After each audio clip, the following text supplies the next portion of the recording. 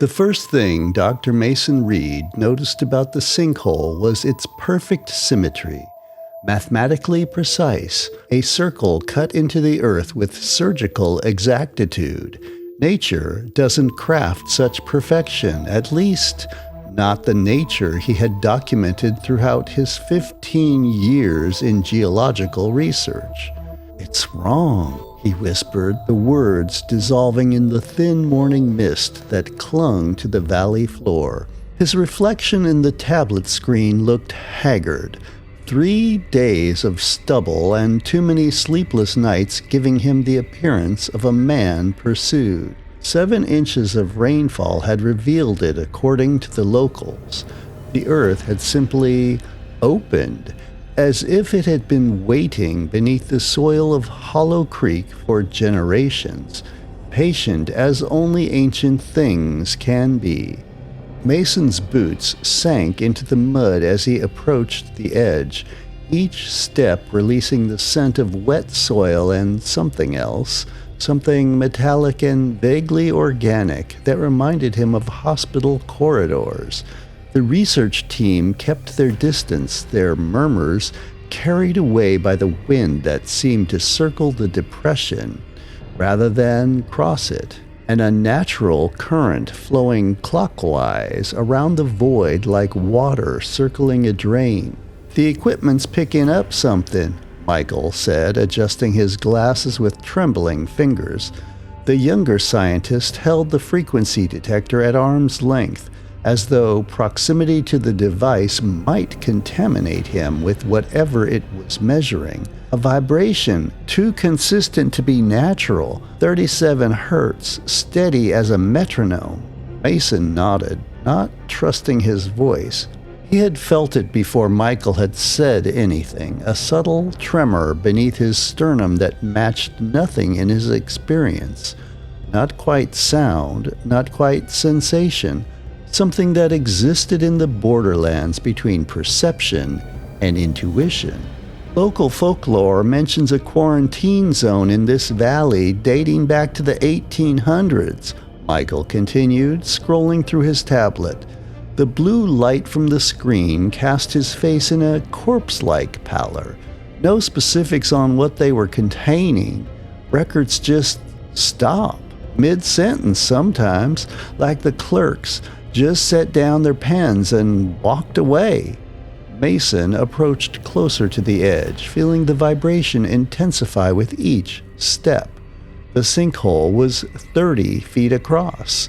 Its sides descended at an unnaturally even grade before terminating in absolute darkness. Their most powerful lights couldn't penetrate beyond a certain depth. The darkness seemed to swallow the beams rather than be illuminated by them. "Did they try infrared?" Mason asked, his voice sounding hollow in his own ears. "First thing. No heat signatures, no reading at all, actually." Michael hesitated. "It's like the sensors go blind once they point into that void." Dr. Sarah Carter, their team's geophysicist, approached from the makeshift lab they'd established in what used to be the general store. Her usual confident stride had been replaced by something more cautious. "Seismic readings make no sense," she reported, handing Mason a printout of jagged lines. "We should be seeing the water table, bedrock, something, but it's just nothing," Mason finished for her. "A blind spot." She nodded, tucking a strand of hair behind her ear with fingers that didn't quite stay steady. "There's something else. The locals, the ones who still talk to us, they're saying there's been a change." "A change?" "In town, people act strangely, talking about dreams they've been having since the sinkhole appeared. The same dream." The paper crumpled slightly in Mason's tightening grip. "What dream?" Sarah's eyes flicked toward the sinkhole, then back to Mason. "They say they dream about standing at the edge, looking down, and something at the bottom looking back up." The wind picked up, carrying the scent of coming rain. The research team retreated to their vehicles, equipment hastily packed away. They'd return tomorrow, they assured each other, with better equipment and more people. Mason stayed, watching them go. "You're not leaving?" Michael asked, hesitating by the last jeep. "I want to check one more thing," Mason lied, the words coming easily, too easily. "I'll catch a ride with the evening patrol." Michael didn't look convinced, but he left anyway. The jeep's tires spraying mud as it navigated the rutted access road. Alone now, Mason turned back to the sinkhole. The vibration had changed since the others left, subtly, like a note dropping half an octave, almost as if it were relieved to have fewer observers. "I'm going down," he told the empty air, already securing his harness to the guidelines they'd established that morning. No one responded. No one tried to stop him. The descent was eerily quiet. No sounds from the forest that surrounded the clearing. No calls from birds or insects. Just the soft creak of the ropes against the metal frame and the persistent vibration that had become as much a part of his awareness as his own heartbeat. The walls of the sinkhole weren't dirt at all, he realized as he descended. Some composite material, like compressed ash mixed with something fibrous, something that felt disturbingly organic under his gloved fingers. In places, the surface seemed to yield slightly to pressure, regaining its shape once he moved his hand away. "Like flesh," a voice whispered in the back of his mind. Not his voice. The vibration intensified, rhythmic, almost like a pulse. "Machinery," he told himself. Old mining equipment, perhaps, finally collapsing after centuries. Hollow Creek had been coal country once, before the mines had flooded in '64, before the town had begun its slow, inevitable death. His boots touched bottom 60 feet down, where no light should have been, yet he could see, though he couldn't identify the source of illumination, a diffuse, gray-green glow that seemed to emanate from the very air. The ground beneath his feet was dry, impossibly dry given the recent rainfall. In the center lay an object. From his position, it resembled a fragment of pale stone, no larger than his hand. Intricate patterns covered its surface, not carved, but seemingly grown into the material like the whorls of a fingerprint or the complex geometry of a nautilus shell. As he approached, the vibration reached a frequency that made his molars ache and his vision blur at the edges. "I've found something," he called up, his voice sounding flat in the dead air. "Appears to be a carved fragment, possibly bone." His radio crackled, a burst of static that might have contained words if he could adjust the frequency slightly. He tried again. "This is Reed. I've located an artifact at the base of the anomaly, requesting documentation equipment."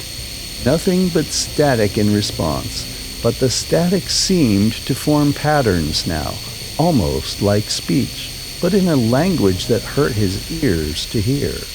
Mason knelt beside the fragment. The patterns seemed to shift when viewed peripherally, resolving into different configurations with each blink.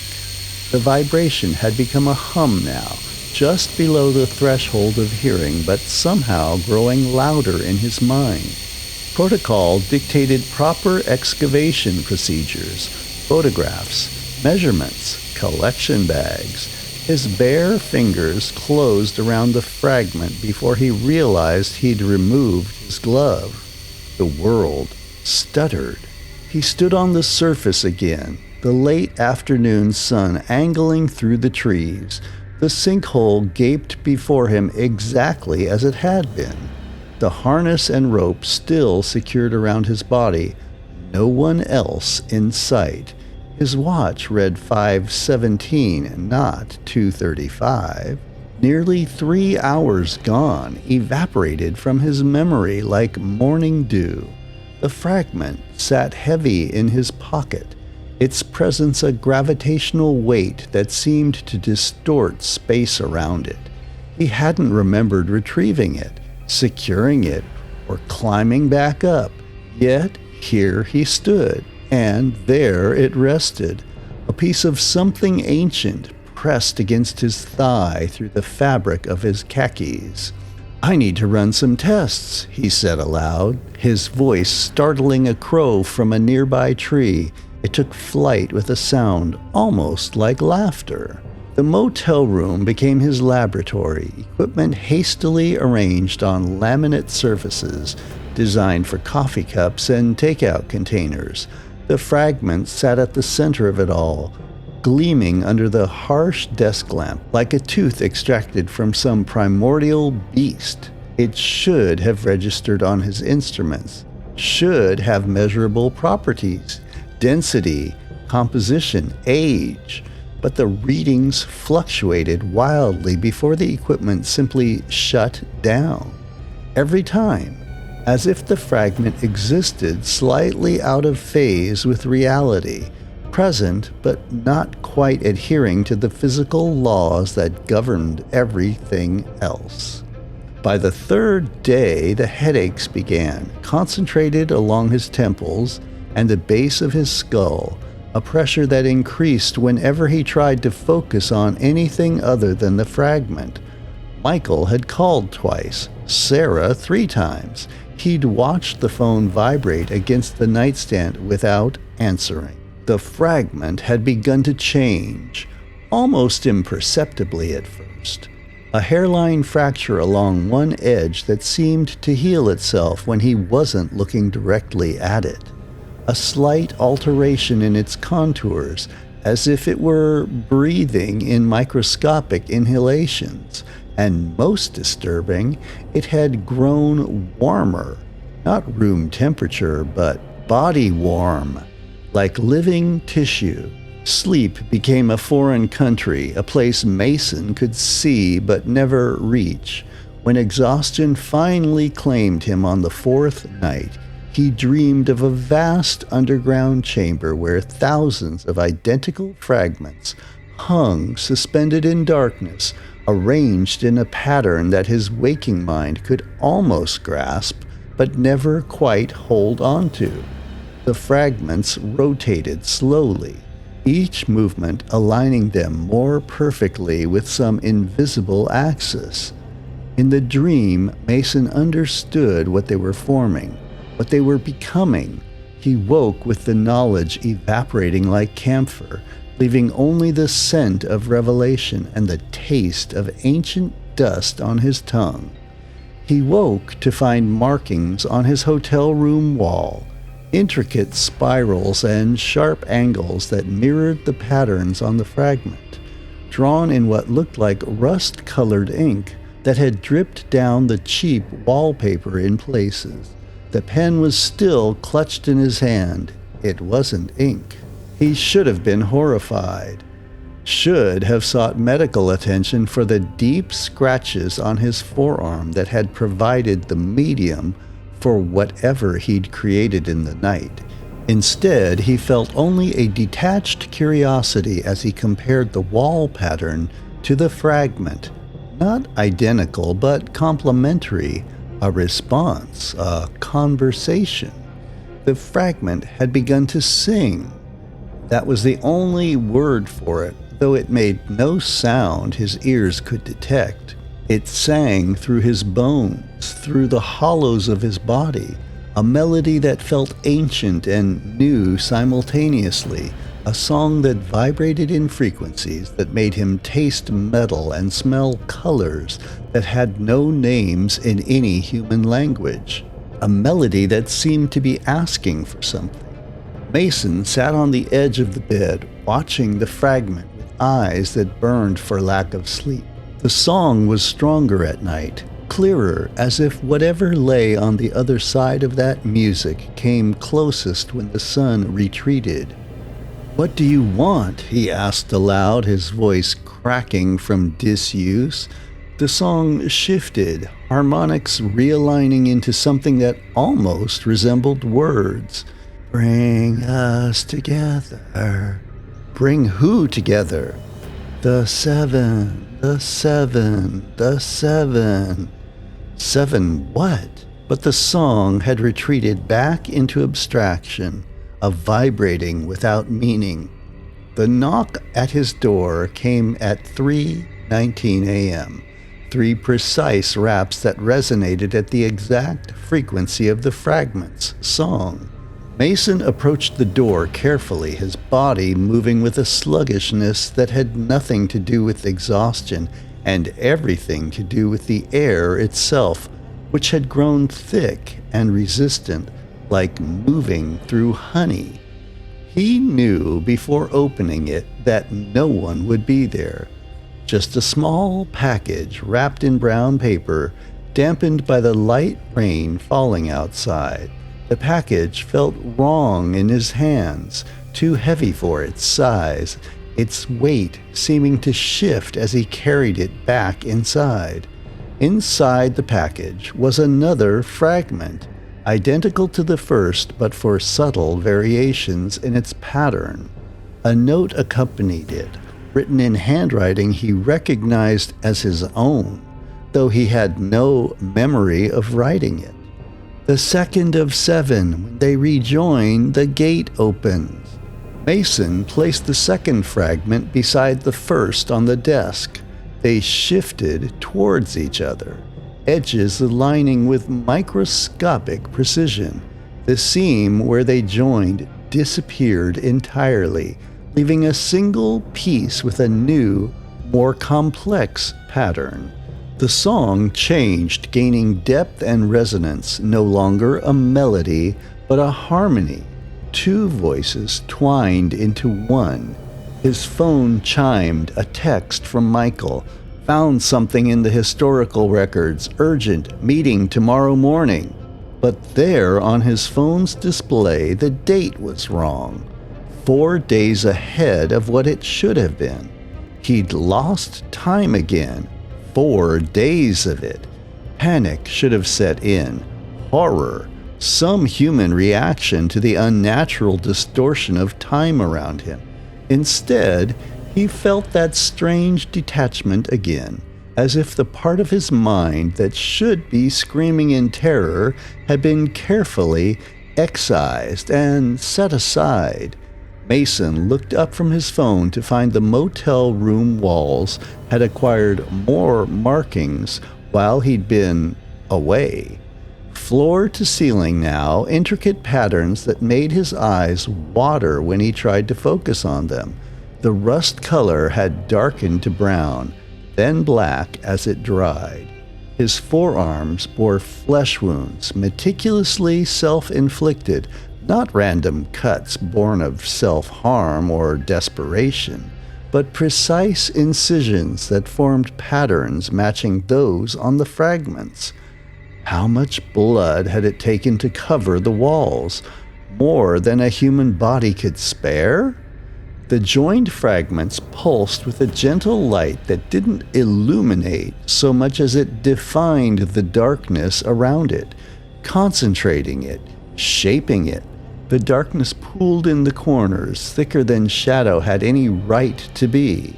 Outside his window, the sinkhole was visible in the distance, a perfect circle of absence in the moonlight landscape.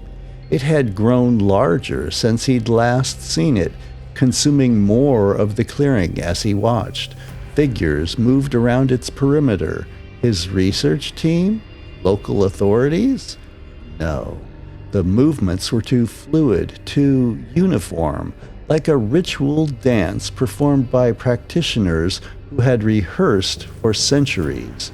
The figures weren't quite human in proportion, limbs too long, joints bending in directions that anatomy wouldn't allow, and they were looking toward his motel, all of them, faces upturned, waiting.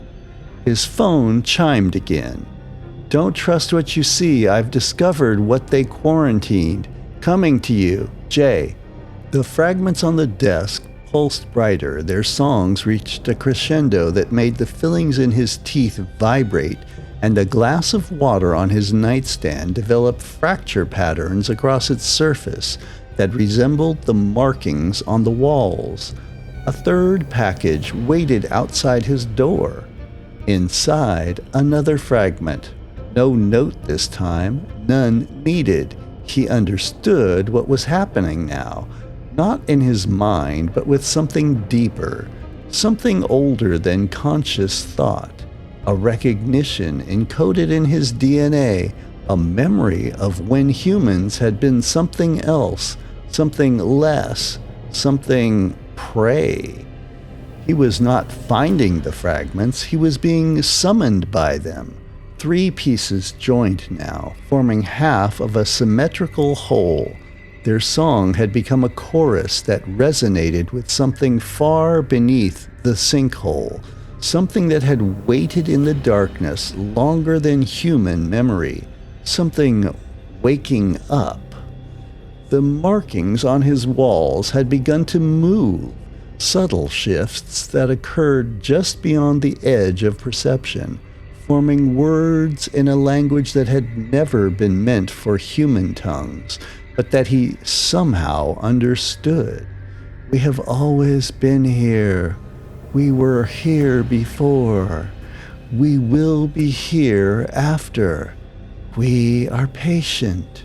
He should have been terrified, should have fled. Instead, he felt a calm certainty as he traced the patterns with fingertips now stained permanently dark. The blood under his nails had stopped being alarming days ago, or perhaps hours. Time no longer functioned correctly around him.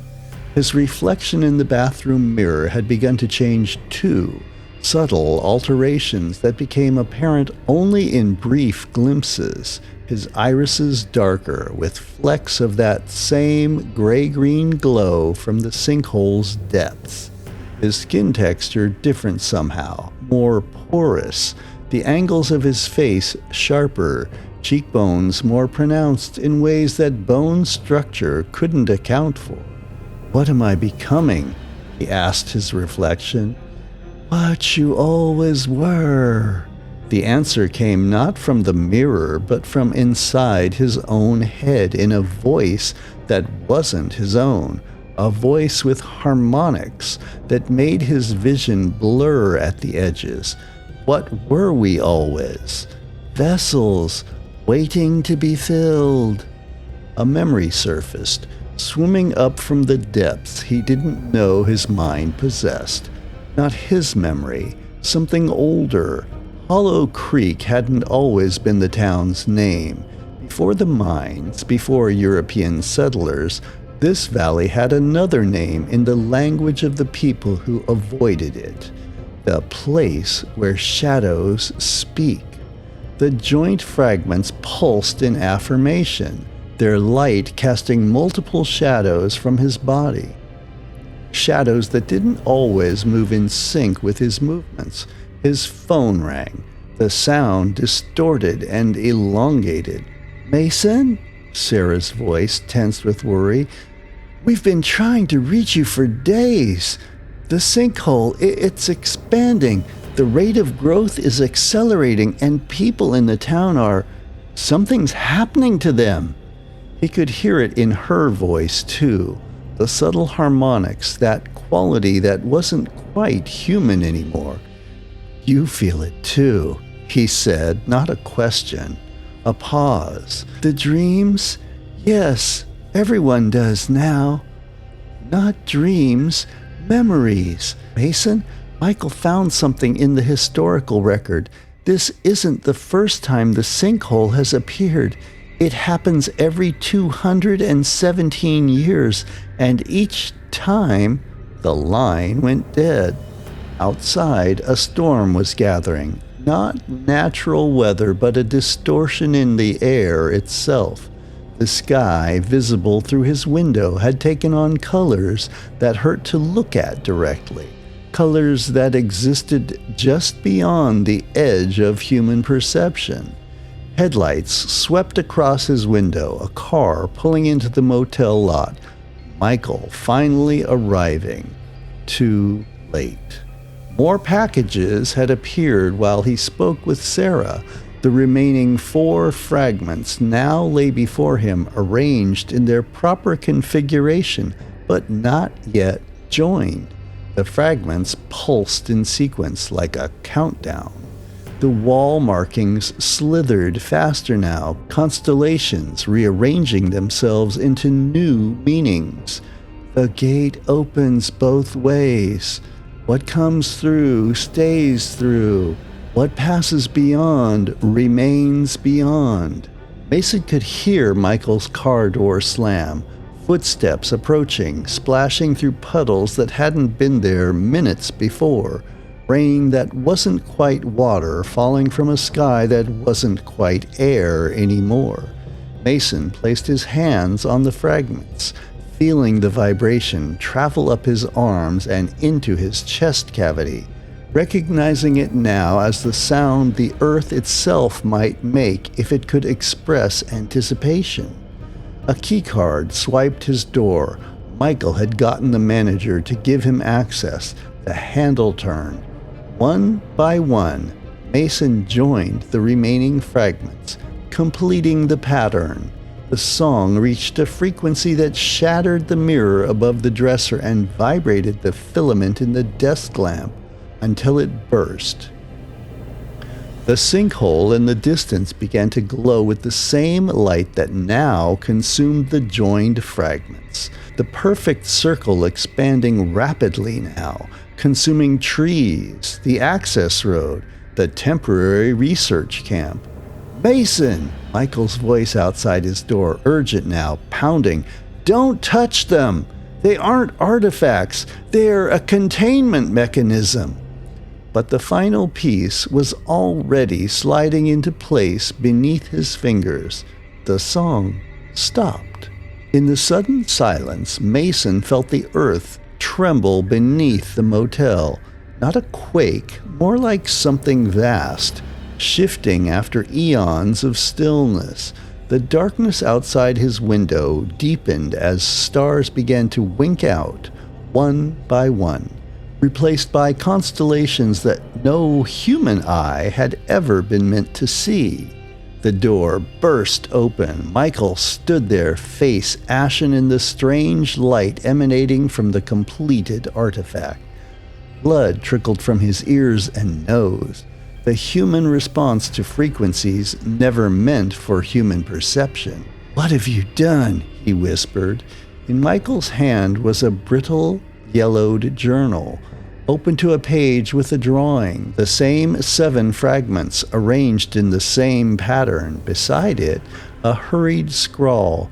"Must remain separated. They are not the artifact. They are the cage." Mason smiled, his eyes reflecting constellations that had never existed in Earth's sky. "I opened the gate," he said, his voice overlaid with harmonics that made Michael's ears bleed faster. "They've been waiting so long to come home." "Who?" Michael gasped. Blood now streaming from his eyes as well, capillaries rupturing under the frequencies that human tissue couldn't withstand. "What have you let in?" Mason shook his head, a movement too fluid for human necks to accomplish. "Not let in," he corrected. "Let out. They were always here, Michael, buried beneath. The original inhabitants. We're the invaders." The walls on the motel room had begun to dissolve, reality peeling away like old wallpaper to reveal the true nature of space within. Vast geometries that folded in on themselves in ways that made Michael's mind recoil. Behind Mason, the air spilt open, not a door or a portal in any human sense, but a thinning of the membrane between what was and what had always been beneath. Through that thinning, shapes moved, ancient, patient, hungry after eons of confinement. In the distance, the sinkhole widened, its perfect symmetry maintained as it grew, large enough to swallow Hollow Creek, growing still. "They quarantined this valley," Michael gasped, understanding coming too late. "They didn't keep something out. They built a prison." Mason nodded, his movements becoming less human with each passing second. His skin had begun to split along invisible seams, revealing not blood and tissue beneath, but a churning void filled with ancient, patient eyes. "The earth is not ours," he said, his voice now a chorus of thousands. "It never was. We merely borrowed it while they slept." The last thing Michael saw before the darkness claimed him was Mason's form dissolving entirely, becoming a gateway through which those who wait began to pour into a world they had been denied for millennia. The gate had indeed opened both ways, and what had been buried was finally free to return. In the days that followed, other sinkholes would appear, perfect circles opening across continents, each one a mouth, each one hungry, each one singing.